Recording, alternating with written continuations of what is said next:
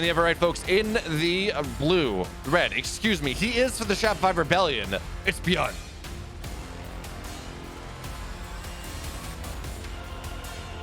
Bottom left, the Slayer of Trigger. He is for AlphaX Max Angel. It's Astrea.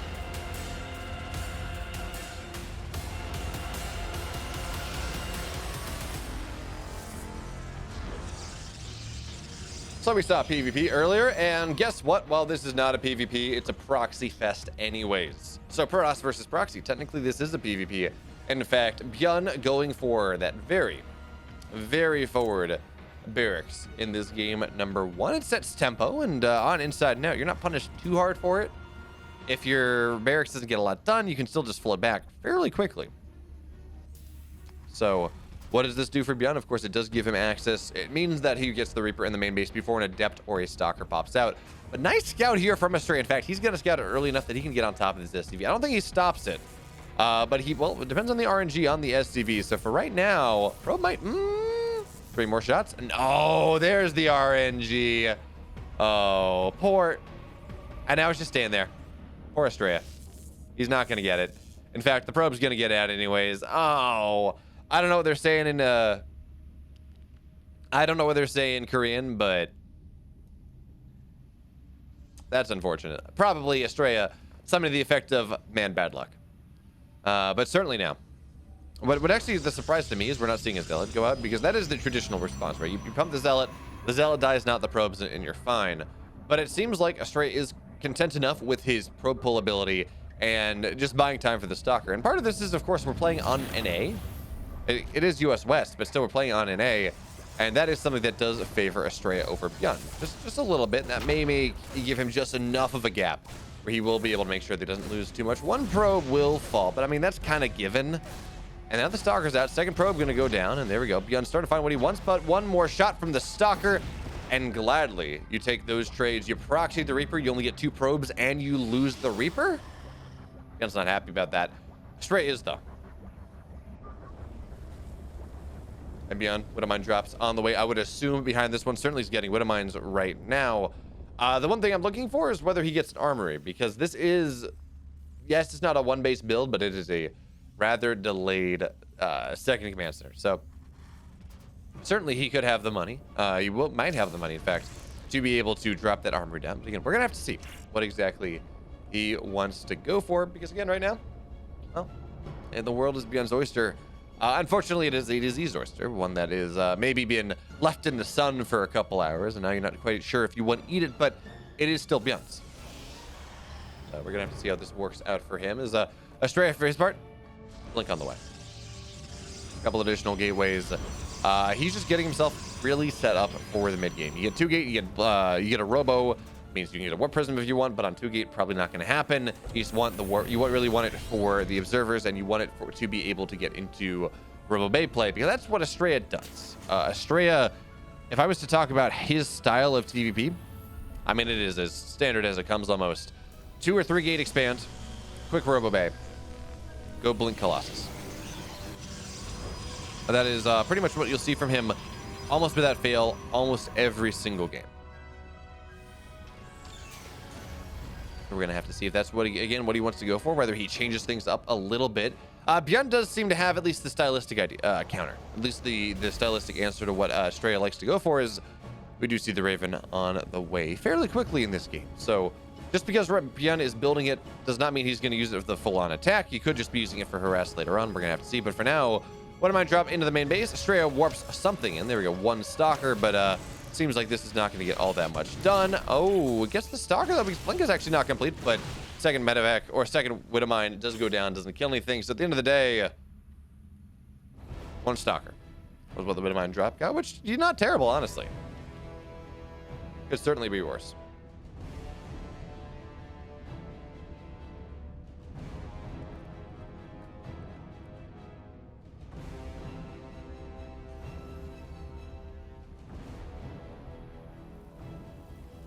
So here comes Astrea with the observers. You're going to get a full scout. See that there are, in fact, 2 barracks. You can see the 3rd one on the way, and that's going to give him a good idea of what's happening. Because the most important thing, he's how the tech lab working, researching. So he's going to know the rough timing of stim. But he does know that, of course, this is a third barracks getting added in after the first two. So it does, of course, signify that any sort of time is going to be a little bit later, because it's not a 2-1-1. It is just you get two barracks, you get a third one a little bit later. That does slow down the timing just a little bit. But it looks like Byun was able to kill the observer on the other side. Nice scan there from Byun. Now Astrea starting to put a little bit of pressure on the map here with the stalkers, and doesn't want to lose one, but will anyways. Gets a couple Marines for his troubles. And Byun actually is getting a little active on the map here. Interesting. He won't have stim for this. He will not have +1 for this, but maybe the argument is that doesn't really matter, because tanks are powerful, and you set up pressure, you kill stalkers, and then eventually stim is done. Eventually combat shields are done. Eventually medevacs are done, and then, well, life becomes rather fun. Also, we got to point this out. There we go. There's the second tac lab, so that should be combat shields on the way. This Raven auto search getting a lot of damage done. 3-4 workers will fall. Stalkers at the front. Colossus actually, the Stalkers blink forward. The Colossus joins the fray, but it looks like all these Stalkers are going to go down. Granted, all the Marines and all the tanks will die as well. So at the end of the day, I don't think it's that terrible of a trade. 6 Stalkers for 2 tanks, 13 Marines. Problem is the additional probes that have been killed, but it's only 3 at the end. It's only 3, actually. I thought this was going to be worse. Astrea really not in a bad situation whatsoever. He's actually in a pretty good situation here. Now, he's lacking charge, and he's lacking extended thermal lance. But of everything else, I mean, this is not a bad situation for the North American Protoss player to be in. Not at all. Getting his 3rd Colossus now, and I'm gonna be very curious to see whether he goes for 4 or not. We've started to see some players go for quad Colossus against Byun specifically, because the man does not like Vikings. He has a kind of a moral revulsion, I guess, against Vikings. He doesn't think he doesn't like to build them if he can help it. So these Protoss players that build 4 Colossus actually tend to do very, very well. There we go. Hot drop on the observer. Scan kills that off. So that, at the very least, hey, you know what? Middle of the map here. Deny a little bit of vision from Astrea, but Astrea now solidly on 3 bases, on 65 workers, 13 up over the Terran. He's got 6 gateways on the way. He's got a warp prism on the way, charge halfway done, or extended thermal lens halfway done. There's a world where Astrea tries to break Byun's 3rd base when it pops. In fact, that would not surprise me really all that much with 3 Colossus, not 4. With all these gateways finishing up, charge on the way, and with the warp prism, Astrea can build a big army very quickly. Let's see what he's able to do now. Of course, Astrea does not hold the high ground. That is something that Byun has, so you got to be careful, and Astrea will have to fight in from a different angle. But 6 zealots are warping in here. That harass warp prism? No, not yet. Oh, there we go. So looks like 6 zealots, 4 more warping in on the right side, and a couple more warped at home. They are joining the fray. So warp prism in the main base as Astrea tries to get active onto the 3rd. Good multi-prong idea. We're gonna have to see if it works out in practice. No missile turrets here though. That is already a very nice start if your name is Astrea. So there we go. 6 more zealots warping in. 10 zealots in the main. Well, actually, he's got to fully unload them. There we go. 10 zealots in the main base. That is a bit of a problem. And here at the front of the push, seems like Astrea is not really willing to do all that much. But ASCVs have gone down. It's going to be even more here as we see Marauders falling as well. Byun had to pull all the SCVs to make this happen, and that is just really causing problems. Meanwhile, the front, unfortunately, not enough zealots to get on top of the tank. And the Vikings actually have a fairly nice position, but the Stalkers blink onto the right side.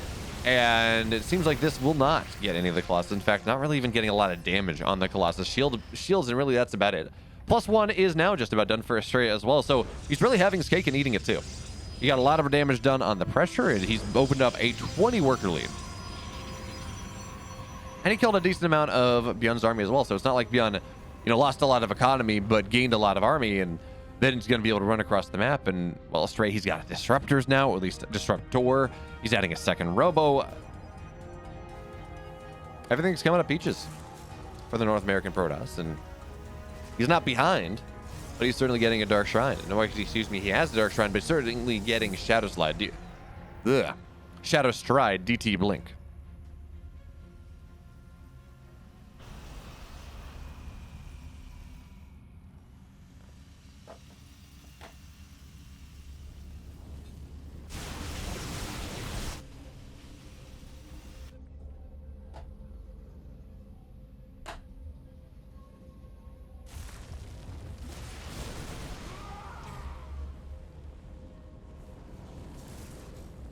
So now the rocks are down, and Astrea is trying to posture here as well as he can, but I don't think he cares.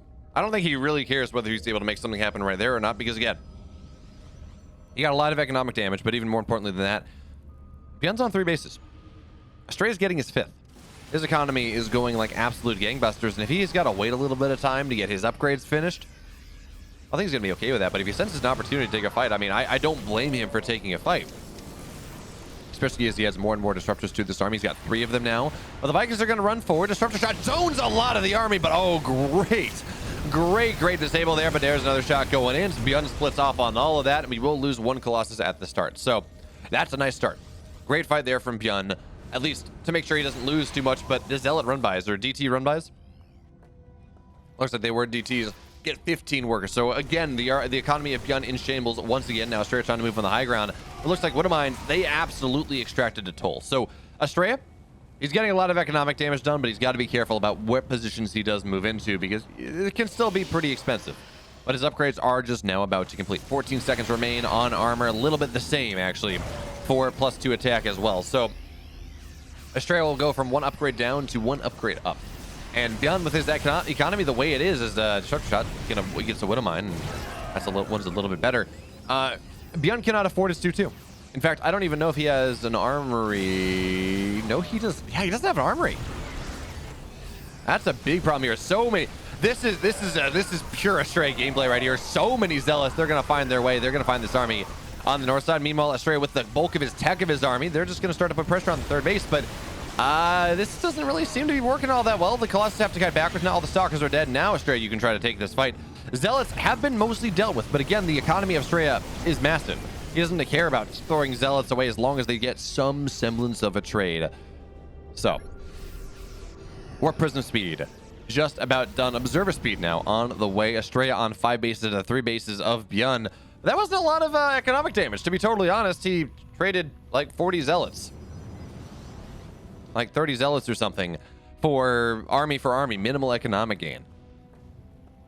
And now Byun's got a quad drop into the main base. So the actually, this just give me a dead orbital. Yeah, Byun is not quick enough to save this. Not really. So Stalkers need to target it down. But it looks like they won't even have to. So there we go. That's a dead command center, dead orbital. But in the main base, here comes Byun. Notice he EMPs the Nexus. He wants to prevent any sort of recall into the main base, where Astrea could just have some fun. But Astrea's just going for the solid base trade.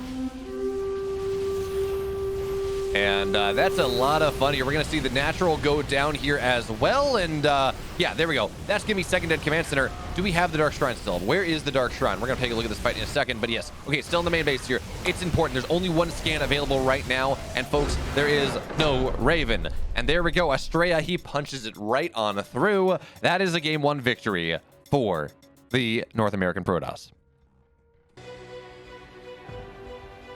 The upper left, folks, in the red. He's down 1, but he fought well. He fought hard. It's Byun.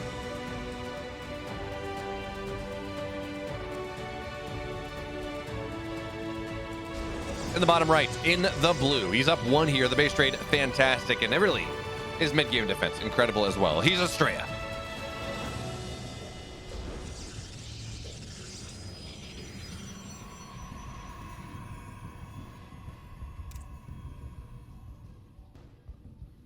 Moon Hits, of course, is a pretty fun map. You can proxy something in the pocket natural if you're feeling rather adventurous. You can just take 3 bases rather quickly. When the map was first released, we saw a lot of arms races of players taking both bases very, very quickly and then realizing that you're still kind of missing some gas. So you take a 4th base, and especially in PvZ, we just saw like 5 base versus 5 base by the 7-minute mark. It was utterly ludicrous.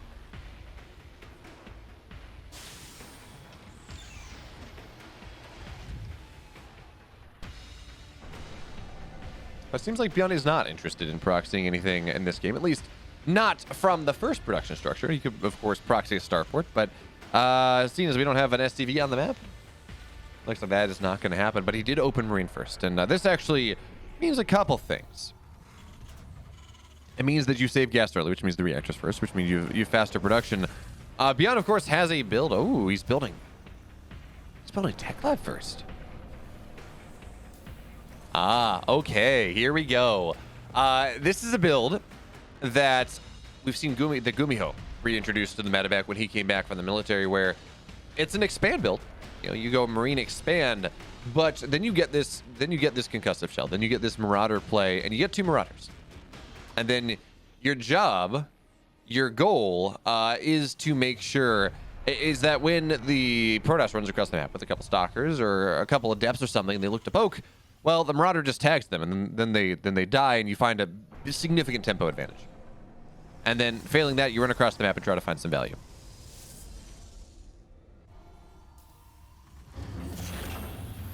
So for now, the Adept gets the shade on the Marauder, gets the scout on the Marauders, and that means this Adept is going to be hightailing his way back home. Does not want to get tagged by the Marauders, just wants to run away as hard and fast as he can.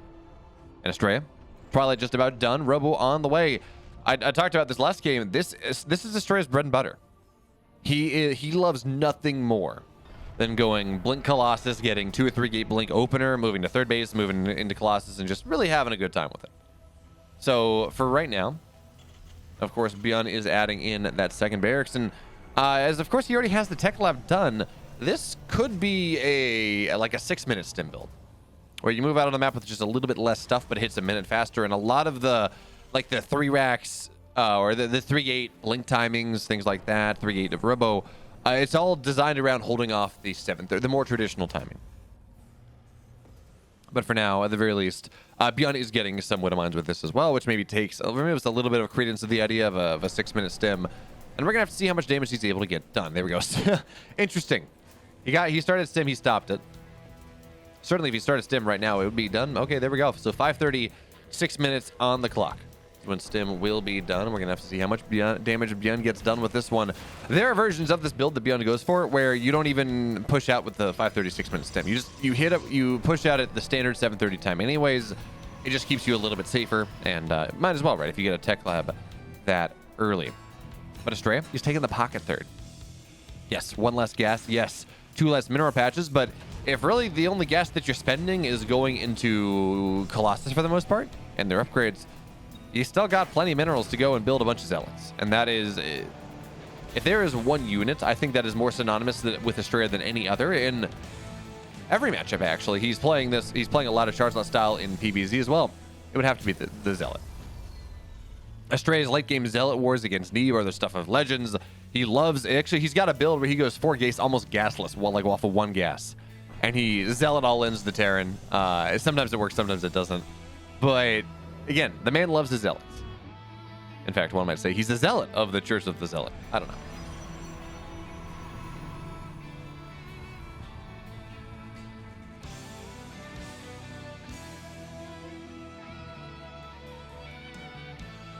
Astrea, though, has a lot of vision on the map right now. Really, with probes and with observers and everything else.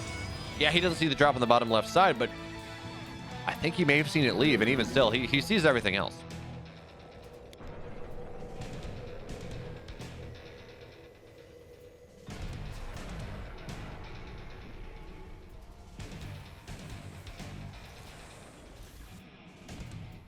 So Astrea Byun could very easily hit like a 6-minute stim timing, having about 50 army supply. But we're gonna have to see if this is gonna work out for him, or this is what he wants to go for. Because the build that Astrea has gone for in comparison, by really only staying on 3 gateways, I think it was actually 2 gateways for a while, you get Colossus very quickly. So 1 is already out, 2nd one is on the way, Extended Thermal Lance is done, or halfway done, excuse me, charge as well. Astrea has been able to play very greedy this game because of the lack of aggression from Byun right now. Up until this point, excuse me, but that is now about to change. Ooh, great scout there from Astrea with the Adept. You will see that there is an army moving in. He's got a couple pylons on the map as well. But this is going to be 2 Colossus. 1 Colossus already on the high ground here. Byun cannot move up into this position. Not easily, although he's going to try anyways. And it looks like Astrea gives the position up. But this is 2 Colossus play, and as long as Astrea is smart with his positioning, which he's not, 1 Colossus goes down immediately. Shield battery overcharge is popped. 2nd Colossus does not have extended thermal lance, and that will be the end of things. Star Wars going forward, though. That's going to be a dead medevac. And that was a full medevac indeed. And is that okay? Man, well handled there by Astrea. That was even better handled than by Astrea than I thought it was. That drop that we saw just sitting in the bottom left side for so long. Byun tried to move in the main base with it at the same time, and Astrea dealt with it perfectly. Not a single probe lost. But the medevac fell, the 3 Widow Mines fell. So, well, tremendously well done by Astrea. And now the map is unlocked for him. He's got his 4th base up. It's mining. He's on 66 workers. Byun does have his third base on the way, but it's on location being made. The Zealots will not, they won't arrive in time to cancel it, but they may force it to lift, delay the orbital, something like that. Astrea. He may have, I'm not sure, he may have seen this drop, but he's not really posturing for it. But certainly he will see the drop now, so he should be able to rotate over this. This is not multi-prong from Byun. It's a single prong. It's a very pointy stick, but there are no additional tines on this fork.